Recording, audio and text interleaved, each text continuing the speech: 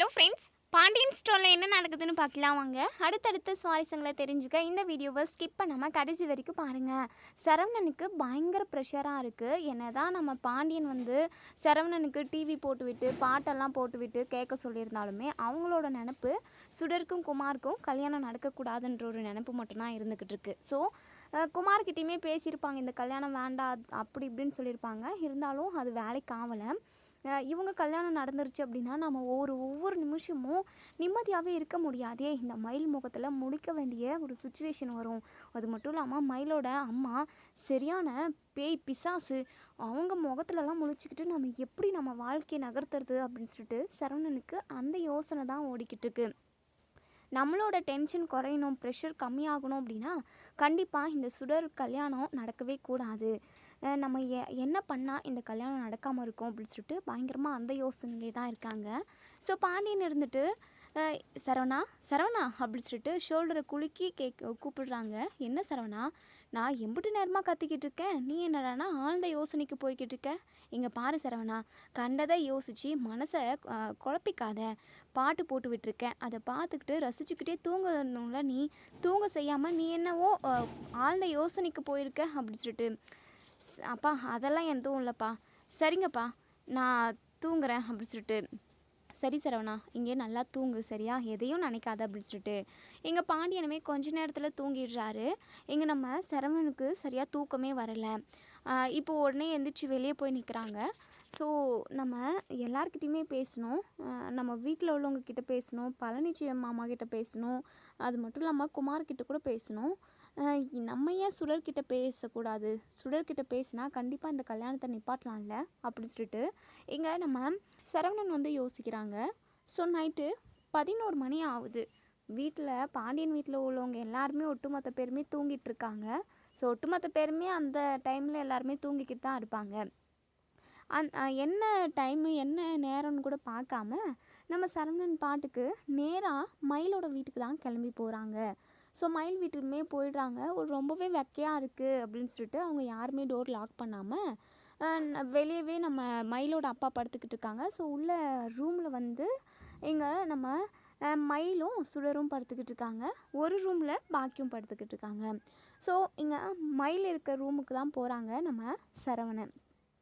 So door open பண்ணி பார்த்தா இங்கே 2 பேருமே நல்லா தூங்கிக்கிட்டு இருக்காங்க. சரவணன் யோசிக்கிறாங்க, எப்படி சுடரை நம்ம எழுப்புறது, அவளை மட்டும் எழுப்பணுமே, யாருக்கும் நம்ம இங்கே வந்திருக்க விஷயம் தெரியக்கூடாது, சுடரை மட்டும் தனியாக கூட்டிகிட்டு போய் பேசணும் அப்படின்னு சொல்லிட்டு இங்கே நம்ம அதாவது யார் சரவணன் நினைக்கிறாங்க. இப்போது அப்படியே மெதுவாக சத்தமே போடாமல் மெதுவாக நடந்து சுடர் பக்கத்தில் போகிறாங்க. சுடரை சுடர்னு சொல்லிட்டு அவங்க காதுக்குள்ளே சுடர் எந்திரி சுடர் அப்படின்னு சொல்லிட்டு என்ன ஒரு மாதிரி இருக்கேன்னு சொல்லிட்டு நம்ம சுடருமே கண் விழிச்சு பார்க்குறாங்க. உடனே இங்கே நம்ம சுடர் எங்கள் சரவணனை பார்த்ததுமே பயந்துடுறாங்க. ஏன்னா அந்நேரத்துக்கு இவர் இங்கே நிற்கிறாரு அப்படின்னா கண்டிப்பாக ஒரு பதட்டம் எல்லாருக்குமே வரும். ஸோ உடனே நம்ம சுடர் மாமா நீங்கள் எதுக்காக வந்தீங்க அப்படின்னு சொல்லிட்டு கத்திடுறாங்க. பக்கத்தில் இருந்த தூங்கிக்கிட்டு இருந்த மயிலுமே எந்திரிச்சிடுறாங்க. என்ன சுடர் அப்படின்னு சொல்லிட்டு எந்திரிச்சு பார்க்கவும் நம்ம சரவணன் ரொம்பவே பதட்டப்படுறாங்க. ஐயோ என்ன இந்த பிள்ளை இப்படி கத்திடுச்சு அப்படின்னு சொல்லிட்டு இவங்க போடுற சத்தத்தில் இங்கே நம்ம மாணிக்கம் பாக்கியம் எல்லாருமே எந்திரிச்சு இங்கே மயிலோட ரூமுக்கு என்னாச்சு ஏதாச்சுன்னு சொல்லிட்டு வராங்க. ஸோ சரவணனுக்கு என்ன பண்ணுறதுனே தெரியல, அப்படி திருட்டு முழிக்கிறாங்க. சரவணனை பார்த்தேன் நம்ம பாக்கியத்துக்கு பயங்கரமாக கோவம் உச்சந்தலை வரைக்கும் ஏறுது. பார்த்து முறைக்கிறாங்க. மயிலுக்கு என்ன பேசுறதுன்னு கூட தெரியல. உடனே சரவணன் அது உடனே பாக்கியம் யோ நீ எதுக்காக இங்கே வந்த, நீ எதுக்காக சுடர் ரூம் கிட்ட சுடர் பக்கத்தில் நின்றுக்கிட்டு இருக்க, உனக்கு கொஞ்சம் கூட அறிவில்லை, இந்த மாதிரி தான் திறந்த வீட்டுக்குள்ளே நாய் நுழையிற மாதிரி நீ பாட்டுக்கு கதவு திறந்துருந்தா உள்ளே வந்துடுவியா, அதுவும் 11:30 மணிக்கு மேலே ஆகுது, நைட் டைமில் உனக்கு என்ன இங்கே வேலை அப்படி சொல்லிட்டு பாக்கியம் கத்த ஆரம்பிச்சிடுறாங்க. உடனே இங்கே நம்ம சரவணன் ஐயோ இதுங்கக்கிட்டலாம் நம்ம பதில் சொல்ல வேண்டிய நிலமை ஆகிப்போச்சே, சுடரை மட்டும் பார்த்து பேசிட்டு போயிடலான்னு வந்தால் இப்போ எல்லாருமே எந்திரிச்சிட்டாங்களே என்ன பண்ணுறது அப்படின்னு சொல்லிட்டு யோசிச்சுக்கிட்டே இருக்காங்க.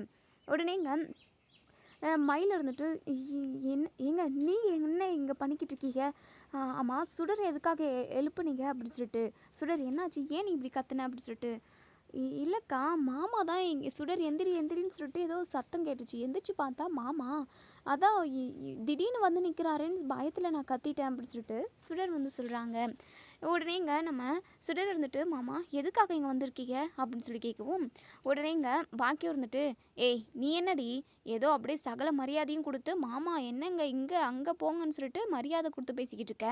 இந்த மாதிரி நைட் டைமில் வந்து இவன் இங்கே வந்து வம்பு பண்ணிக்கிட்டு இருக்கான், இவன்கிட்ட நீ மரியாதையாக பேசிக்கிட்டு இருக்கியா, இவனை ஃபஸ்ட்டு கழுத்து பிடிச்சி வெளியே தள்ளணும் அப்படின்னு சொல்லிட்டு பாக்கியம் வந்து சொல்கிறாங்க. உடனே இங்கே சரவணன் இருந்துட்டு, தயவு செஞ்சு யாரும் என்னை தப்பாக புரிஞ்சிக்க வேண்டாம், நான் உங்கள் கிட்ட பேசணும், இல்லை சுடர்கிட்ட பேசணுன்றதுக்காக தான் வந்தேன். சுடர் நீ வெளியே வா, தனியாக அவங்க கூட நான் பேசணும் அப்படின்னு சொல்லிட்டு கையை பிடிச்சி கூப்பிடுறாங்க. உடனே இங்கே சுடர் அப்படியே பயங்கர அதிர்ச்சியாக பார்க்குறாங்க.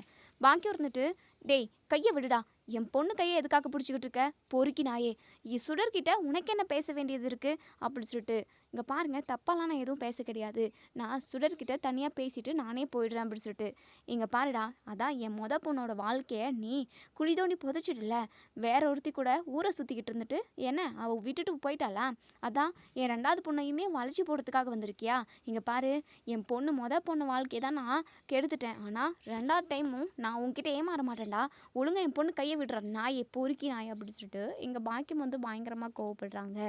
எங்கள் சரவணனுக்கு புரியல, ஏன்னா சுடர்கிட்ட பேசணும் அப்படின்னா கூட அவங்க பகல் டைமில் வந்திருக்கலாம், இல்லை தனியாக அவங்க காலேஜ் போகிறப்ப கூட வந்து பேசியிருக்கலாம். அவங்களுக்கு இருக்கிற டென்ஷனில் லூஸு மாதிரி நம்ம சரவணன் என்ன பண்ணுறதுனே தெரியாமல் அந்நேரத்துக்கு கிளம்பி வந்து இப்போது பெரிய ரகலையே நடந்துக்கிட்டு இருக்கு. உடனேங்க நம்ம சரவணன் இருந்துட்டு, கண்டிப்பாக நான் சுடர்கிட்ட தனியாக பேசிட்டு போயே தான் ஆகுவேன், கண்டிப்பாக நான் பேசுகிற வரைக்கும் இங்கேருந்து போக மாட்டேன் அப்படின்னு சொல்லிட்டு நம்ம மயிலுக்குமே ஒன்றுமே புரியல. பாக்கியம் இருந்துட்டு, இங்கே பாருடா உனக்கு என்ன என் பொண்ணுக்கிட்டலாம் பேச வேண்டியிருக்கு, ஒழுங்காக வெளியே போனால் போய் தான் ஆகணும், நீ என்னமோ நீ கலாட்டா பண்ணிக்கிட்டு இருக்க, இங்கே பாரு இப்போவே நான் போலீஸ்க்கு கால் பண்ணுறேன் அப்படின்னு சொல்லிட்டு உடனே மயில் இருந்துட்டு, அம்மா சும்மா இருமா, அவர் எதுவும் தப்பாலாம் நடந்துக்க மாட்டார், நீ கொஞ்சம் பொறுமையாக இரு, ஏங்க எதுக்காக இங்கே வந்திருக்கீங்க, எதுக்காக வந்திருக்கீங்கன்னு சொல்லிட்டு சொல்லுங்கள் அப்படின்னு சொல்லிட்டு இப்போது இங்கே நம்ம சரவணன் எடுத்துகிட்டு சரி எல்லோரும் முன்னாடியுமே சொல்லிடுவோம் அப்படின்னு சொல்லிட்டு இங்கே சரவணன் வந்து, இங்கே பாரு சுடர் நீ குமாரை கல்யாணம் பண்ணிக்கவே கூடாது அப்படின்னு சொல்கிறாங்க. இதை கேட்ட சுடர் பயங்கரமாக ஷாக் ஆகுறாங்க. உங்களுக்கு என்ன, நான் குமாரை கல்யாணம் பண்ணிக்கிட்டா உங்களுக்கு என்னங்க பிரச்சனை, நீங்கள் யாருங்க என் வாழ்க்கை விஷயத்தில் என் கல்யாண விஷயத்தில் முடிவெடுக்கிறதுக்கு அப்படின்னு சொல்லிட்டு இங்கே சுடர் கேட்குறாங்க. உடனே நம்ம மயில் இருந்துட்டு, சுடர் அவர் சொல்கிறத கேளு சுடர், ஏன்னா அவர் உன்னுடைய நல்லதுக்கு தான் சொல்லுவார், அவர் நல்லதை தான் பேசிக்கிட்டு இருக்காரு, நானும் அதே தான் சொல்லிக்கிட்டு இருந்தேன், அந்த குமார மாதிரி ஒரு ஆளுக்கு உன்னை கல்யாணம் பண்ணி கொடுக்கக்கூடாதுன்னு நான் வீட்டில் எவ்வளவோ சொன்னேன், அவரும் அதை தான் சொல்கிறாரு அப்படின்னு சொல்லிட்டு உடனே இங்கே சரவணன் இருந்துட்டு, போதும் நிறுத்து, சும்மா அப்படியே ஓவராக பேசிக்கிட்டு இருக்காத, நான் ஒன்றும் உங்கள் வீட்டுக்கு சப்போர்ட் பண்ணியெல்லாம் வந்து பேச கிடையாது, உங்கள் வீட்டில் இருந்து பொண்ணு எடுத்தா குமாரோட வாழ்க்கை நாசமாக போய்டும்னு சொல்லிட்டு தான் இங்கே வந்து பேசிக்கிட்டு இருக்கேன், ஏற்கனவே இந்த குடும்பத்தினாலையும் உன்னாலையும் நான் கஷ்டப்பட்டது நிறைய, நான் இன்றைக்கி என் வாழ்க்கையை தொலைச்சி நின்றுக்கிட்டு இருக்கேன் அப்படின்னா அதுக்கு எல்லாத்துக்கும் காரணம் நீங்கள் தான், அதே மாதிரி இன்னொரு பையனோட வாழ்க்கையை நீங்கள் குடும்பமாக சேர்ந்து கெடுத்துடக்கூடாதுன்றதுக்காக தான் உங்ககிட்ட பேசுகிறதுக்காக வந்தேன் அப்படின்னு சொல்கிறாங்க. பாக்கியம் இருந்துட்டு, பாத்தியா மயில், பாத்தியா எப்படியெல்லாம் இவன் பேசுகிறான்னு சொல்லிட்டு, இவனெல்லாம் நிற்க வச்சே பேசக்கூடாது, இவனுக்கு இருக்குது அப்படின்னு சொல்லிட்டு, அம்மா என்னம்மா பண்ண போகிற, ஏய் நான் என்ன பண்ணுறேன்னு பாருடி அப்படின்னு சொல்லிட்டு எங்கள் குமாருக்கு கால் பண்ணுறாங்க. ஸோ குமாருமே என்ன இந்நேரத்துக்கு ஃபோன் வருது, யாராக இருக்கும் அப்படின்னு சொல்லிட்டு ஃபோனை பார்க்குறாங்க.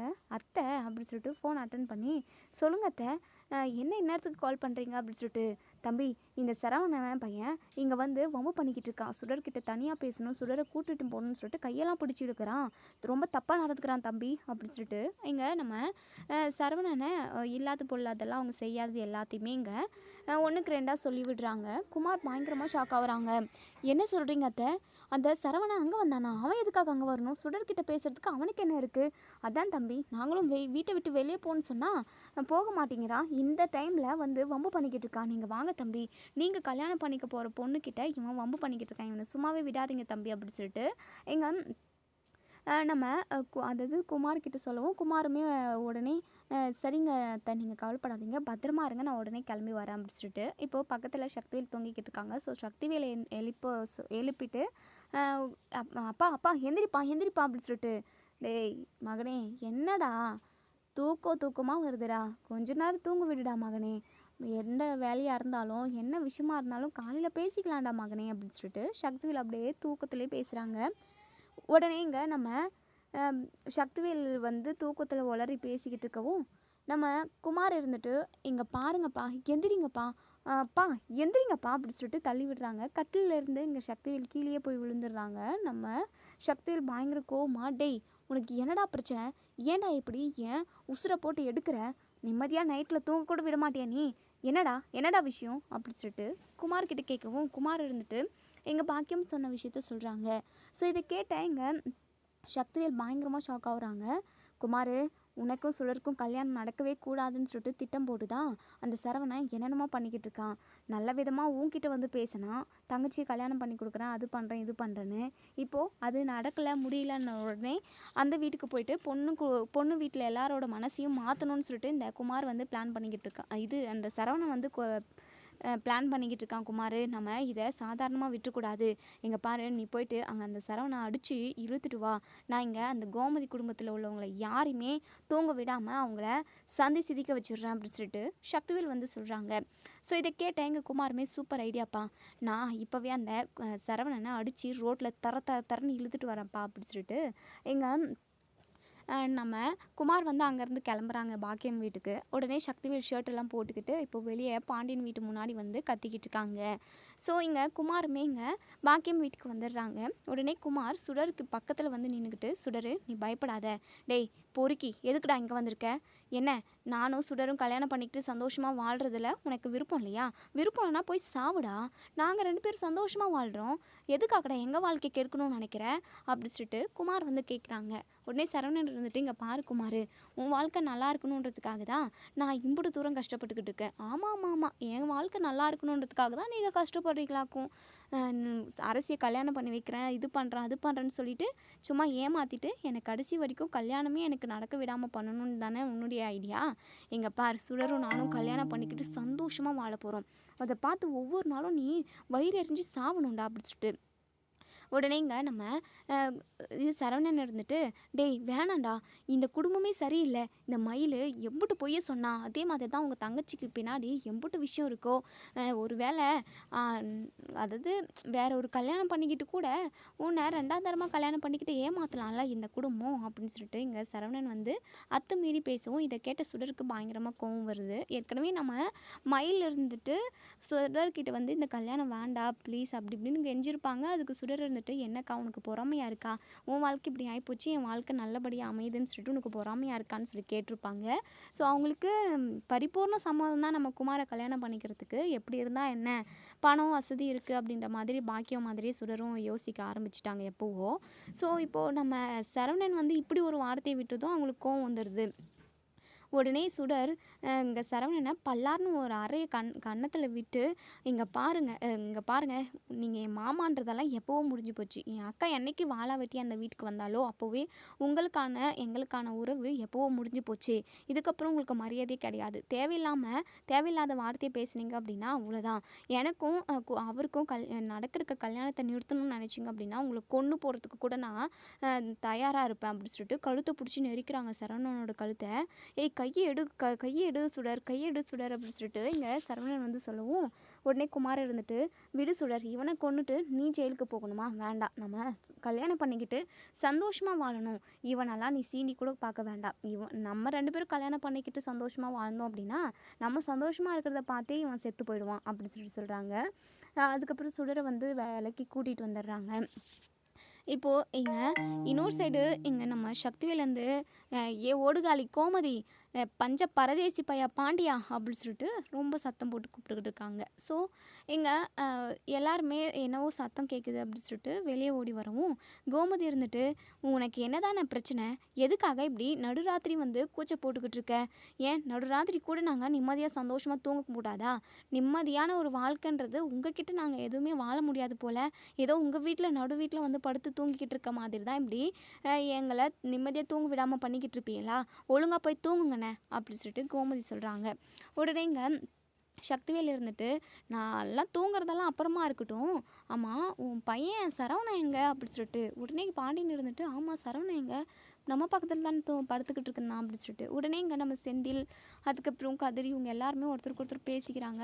அண்ணனை காணுமே அப்படின்னு சொல்லிட்டு உடனே இங்கே இது கோமதி இருந்துட்டு, அண்ணே என் பையனை என்னென்ன பண்ணேன், ஐயோ என் பையனுக்கு ஏதாச்சும் ஆயிடுச்சா அப்படின்னு சொல்லிட்டு. உங்கள் பையனுக்கு எதுவும் ஆகலை, உன் பையன் இப்போ எங்கே இருக்கான் தெரியுமா, பாக்கியம் அதான் மயிலோட வீட்டில் இருக்காங்க. என் பையனுக்கும் அதாவது அந்த சுடருக்கும் கல்யாணம் நடக்கக்கூடாதுன்னு உங்கள் பையன் சரவணை சுடர்கிட்ட பேசுகிறதுக்காக இந்நேரத்துக்கு கிளம்பி போயிருக்கான். அங்கே அவ்வளோ ஒரு ஆர்ப்பாட்டம் பண்ணி வச்சுருக்கான். உங்களுக்கு என்ன தான் பிரச்சனை, என் பையனுக்கு கல்யாணமே நடக்கக்கூடாதுன்னு சொல்லிட்டு குடும்பமாக சேர்ந்து கங்கணம் கட்டிக்கிட்டு தெரிஞ்சுக்கிட்டு இருக்கீங்களா? அது மட்டும் இல்லாமல் உங்கள் பையன் இந்நேரத்துக்கு ஏன் சம்மந்தி வீட்டுக்கு எதுக்காக போகணும் அப்படி இப்படின்னு சொல்லிட்டு அப்படி கிளின்னு கிழிக்கிறாங்க எங்கள் சக்திவேல். இதான் சாக்குன்னு சொல்லிட்டு உங்களுக்கெல்லாம் கொஞ்சம் கூட சுடு சொன்னே இல்லையா அப்படி இப்படின்ட்டு.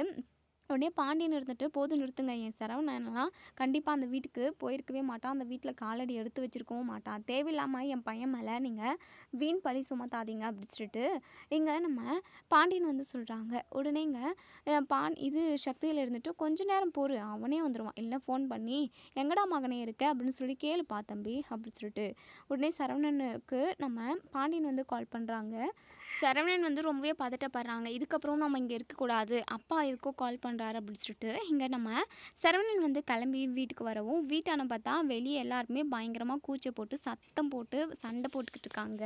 உடனே சரவணன் வந்ததுமே இங்கே நம்ம பாண்டியன் இருந்துட்டு, டே சரவணா நீ அந்த மயில் வீட்டுக்கு போயிருந்தியா அப்படின்னு சொல்லி கேட்கவும் சரவணன் வந்து திருட்டு முழிக்கிறாங்க. அது வந்துப்பா சொல்லுடா போயிருந்தியா அப்படின்னு சொல்லிட்டு. அப்பா அது வந்துப்பா அப்படின்னு சொல்லிட்டு சொல்லவும் அப்படியே பல்லாருன்னு ஒரு அறை விடுறாங்க எங்கள் சரவணன் வந்து அப்படியே பயங்கரமாக ஷாக்கிங்காக இருக்காங்க. அது மட்டும் இல்லாமல் அவன் கன்னத்தில் கையை வச்சுக்கிட்டு, என்ன அப்பா இப்படி நம்மளை அடிச்சுட்டாரு அப்படின்னு சொல்லிட்டு. உடனே இங்கே ஏன்பா எதுக்காக என்னை அடிக்கிறீங்க அப்படின்னு சொல்லிட்டு உடனே சக்திவேல் இருந்துட்டு, உன்ன மாதிரி ஒரு கேடு கெட்ட பிள்ளையை பெற்றா இப்படி தான் நீ அடி வாங்கணும், அப்படி தான் உன் அப்பா அடிக்குவான். ஏன்னா நடுராத்திரி ஒரு பொட்டப்பிள்ளை கிட்ட போயிட்டு பேசுறதுக்காக கூப்பிட்டா எவன் தான் சும்மா இருப்பான், உன்ன மாதிரி ஒரு கேடு கெட்டவனை நாங்கள் எங்கேயுமே பார்க்கல அப்படி இப்படின்னு சொல்லிட்டு இங்கே சக்திவேல் வந்து பயங்கரமாக கோவமாக பேசுகிறாங்க. குமாருமே பின்னாடியே வராங்க. குமார் இருந்துட்டு இங்கே பாண்டியன்கிட்ட நேராக முகத்துக்கு முன்னாடி வந்து இங்கே பாருங்கள் அப்படின்னு சொல்லிட்டு கையை நீட்டி விரல் நீட்டி, இங்கே பாருங்கள் இதுக்கப்புறம் உங்கள் பையன் வந்து என் கல்யாணத்தை நிப்பாட்டணும்னு சொல்லிட்டு ஏதாவது ஸ்டெப் எடுத்தான் அப்படின்னா அவனை நான் உசுரோடவே விட மாட்டேன், அவனை கொன்று போட்டுருவேன். இப்போ தான் என் பொண்டாட்டி வருங்கால பொண்டாட்டி கையால் அவன் நல்லா அடி வாங்கிட்டு வந்தான். இதை விட அவனுக்கு வேறு என்ன தான் அவமானம் வர வேண்டியது இருக்குது, இதை விட வேறு அவமானமே அவனுக்கு இருந்திருக்காது. அவன் கழுத்தை பிடிச்சி நெருக்கி விட்டா அப்படின்னு சொல்கிறாங்க. இதெல்லாம் கேட்ட கோமதி, இங்கே நம்ம பாண்டியன், கதிர், செந்தில், மீனா, ராஜி இவங்க எல்லாருமே பயங்கரமாக ஷாக் ஆகுறாங்க. என்ன இந்த சுடர் மாமாவை அடித்தாளா அப்படி சொல்லிட்டு எங்கள் ராஜு வந்து பயங்கரமாக ஷாக் ஆகுறாங்க. கோமதி இருந்துட்டு, டே சரவணா என்னடா இது, இவன் சொல்கிறது எல்லாமே உண்மையாடா, நீ அந்த சுடர்கிட்ட அடி வாங்கிட்டு வந்தியா, இதை என்னால் நம்பவே முடியலையேடா அப்படி சொல்லிட்டு.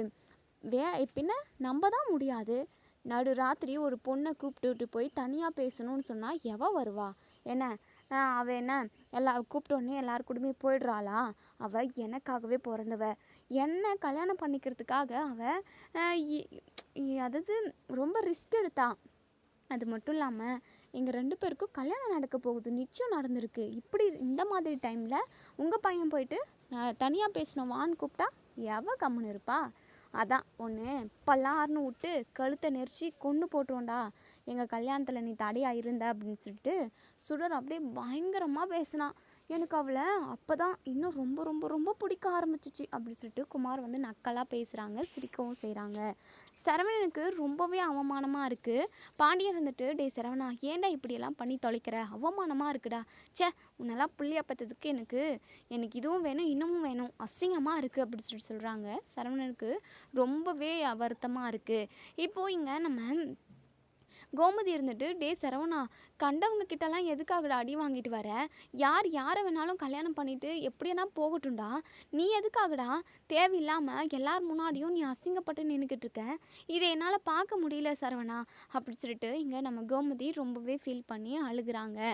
உடனே நம்ம சரவணன் இருந்துட்டு கோமதி கிட்ட போய் கட்டி பிடிச்சிக்கிட்டு பயங்கரமாக அழுகுறாங்க. அம்மா குமாரோட வாழ்க்கை கெட்டு போகக்கூடாதுன்னா நான் இப்படி ஒரு விஷயத்த செஞ்சுட்டேன், அது மட்டும் இல்லாமல் எனக்கு என்ன பண்ணுறது எது பண்ணுறதுனே தெரியலம்மா, என்னம்மா மாதிரி இன்றைக்கி பைத்தியக்கார மாதிரி நான் ஒலாத்திக்கிட்டு இருக்கேன் அப்படின்னா, என்ன மாதிரி ஒரு சூழ்நிலை எனக்கு நடந்தது எதுவுமே அந்த குமாருக்கு நடக்கக்கூடாதுன்னு நினச்சேம்மா.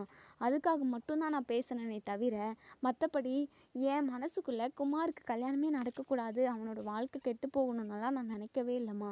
அதை ஏம்மா யாருமே புரிஞ்சுக்க மாட்டேங்கிறாங்க? எனக்கு வந்த நிலமை வேறு யாருக்குமே அந்த குடும்பத்து மூலமாக வந்துடக்கூடாதுன்னு தான் நான் போராடிக்கிட்டு இருக்கேன் அப்படின்னு சொல்லிட்டு உடனே இங்கே சக்திவேல் இருந்துட்டு, அப்பப்பா ரொம்ப ரொம்ப நல்ல பையன்ப்பா அப்படின்ற மாதிரி மனசுக்குள்ளே நினைக்கிறாங்க. இப்போ இங்கே நம்ம பாண்டியன் இருந்துட்டு, டேய் அதெல்லாம் இங்கே யாராச்சும் புரிஞ்சுக்குவாங்களாடா? யார் எப்படின்னா எக்கேடனா கெட்டுட்டு போக போகிறாங்கடா. தேவையில்லாமல் நீ யார்கிட்டேயுமே போயிட்டு வம்புக்கு நிற்காதடா, கெட்ட பேர் எடுத்துக்காதடா சரவணா, நான் சொல்கிறத கேளு சரவணா அப்படி சொல்லிட்டு இங்கே நம்ம பாண்டியன் வந்து அழுகுறாங்க. உடனே சக்திவேல் இருந்துட்டு, குடும்பமாக சேர்ந்து நாடகம் போடுறாங்கப்பா. இந்த நாடகத்தெல்லாம் நீங்கள் சினிமாவில் போயிட்டு உங்கள் திறமையை காட்டினீங்க அப்படின்னா ஏதாவது பணமெல்லாம் சம்பாதிப்பீங்க. இந்த நாடகத்தெல்லாம் நடத்தி ஒரு பிரயோஜனமும் இல்லைங்க அப்படின்னு சொல்லிட்டு இங்கே சக்திவேல் வந்து சொல்கிறாங்க. உடனே இங்கே நம்ம கோமதி இருந்துட்டு, பாத்திய சரவணா இவங்க எல்லாருமே எப்படி பேசுகிறாங்கன்னு சொல்லிட்டு, இங்கே பாருடா, யாரோட வாழ்க்கை எப்படி வேணாலும் போயிட்டு போகுது. நீ நல்லது நினைக்கிறேன்னு எனக்குமே தெரியுதுடா, அதை யாருமே புரிஞ்சுக்கல. நீ எதுக்காக இந்நேரத்துக்கு இந்த டைமில் அந்த கேடுக்கிட்ட குடும்பத்துக்கெல்லாம் நீ போகிற? இங்கே பாரு, இனிமேல் நீ இப்படி ஒரு விஷயத்த எப்பயுமே செய்யவே கூடாது. இந்த குமாரோட வாழ்க்கை எப்படின்னா எக்கடனா கெட்டு போயிட்டு போகுதுடா. யாரோட வாழ்க்கை எப்படி ஆனால் என்ன, உன் வாழ்க்கையை நீ இழந்துட்டு நிற்கிற அந்த வலி எல்லாமே எங்களுக்கு புரியுதுடா. அந்த ஒரு கஷ்டம் வேறு யாருக்கும் வந்துடக்கூடாதுன்னு நீ நினைக்கிற. ஆனால் அதை புரிஞ்சுக்கிறவங்க இங்கே இல்லை. நீ நல்லது நினச்சாலுமே அது கெட்டதாக தான்டா போய் நிற்கிது. நீ தயவு செஞ்சு இனிமேல் இந்த கல்யாணத்தை நிப்பாட்டணும்னு சொல்லிட்டு யார்கிட்டையுமே போய் நிற்காத, யார்கிட்டையும் அடி வாங்காதடா. எதுக்காக நீ அவமானப்பட்டு நிற்கிற? எனக்கு ரொம்ப மனசு கஷ்டமாக இருக்குடா சரவணா அப்படின்னு சொல்லிட்டு இங்கே நம்ம கோமதி பயங்கரமாக அழுகுறாங்க. உடனே இங்கே சக்திவேல் இருந்துட்டு, டே குமார், நாம் போயிட்டு தூங்குவோம் வாடா. இவங்க நாடகமாக நடித்து தள்ளிக்கிட்டு இருக்காங்க. இந்த நாடகத்தெல்லாம் யார் கேட்டுக்கிட்டு உட்காந்துக்கிட்டு இருப்பாங்க அப்படின்னு சொல்லிட்டு சக்திவேல் வந்து குமாரை கூட்டிக்கிட்டு போயிடுறாங்க. குமார் இருந்துட்டு சக்திவேல் கிட்ட பேசிகிட்டே போகிறாங்க.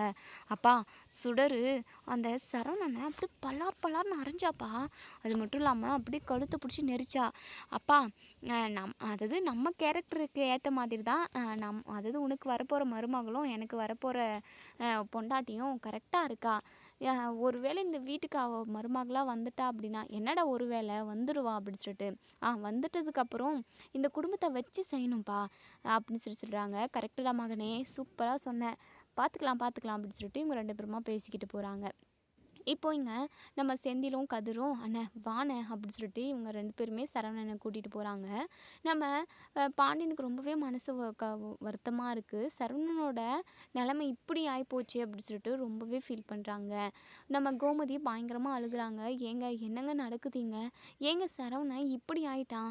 ஐயோ, சரவணனை நினச்சா எனக்கு ரொம்ப ரொம்ப கஷ்டமாக இருக்குங்க.